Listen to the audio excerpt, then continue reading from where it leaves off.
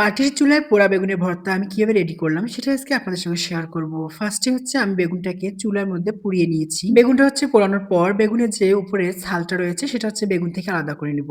বেগুনটা হচ্ছে ফেটিয়ে দেখব বেগুনের ভিতর কিছু পোকা বা কিছু আছে কিনা। যদি না থাকে তাহলে বেগুনটা আমরা নিয়ে নিব। ভর্তাটা করার জন্য আমি এখানে পেঁয়াজ কুচি, ধনেপাতা কুচি, শুকনো লঙ্কা এবং কাঁচা লঙ্কা নিয়েছি। এখানে হচ্ছে শুকনো লঙ্কা এবং কাঁচা লঙ্কাটা আপনারা আপনাদের ঝাল অনুযায়ী পরিমাণ মতো নিয়ে নিবেন। আমি যতটুকু ঝাল খেতে পছন্দ করি ততটুকু এখানে অ্যাড করে দিয়েছি।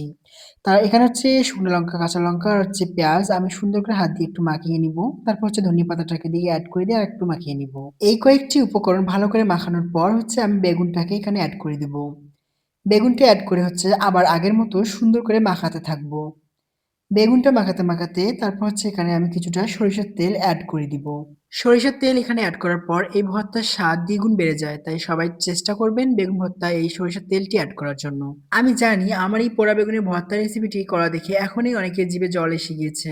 তাই কাদের জিভে জল এসে গিয়েছে তারা একটু দ্রুত আমাকে কমেন্ট করে জানাবেন। মুই তোমাকে যে নিয়মে এই পোড়া বেগুনের ভর্তাটা বানিয়ে দেখানো, তোমরা যদি এই নিয়মে বানিয়ে খাবার পান, তোমরা ১ প্লেটের জায়গায় ২ প্লেট ভাত খাইবেন।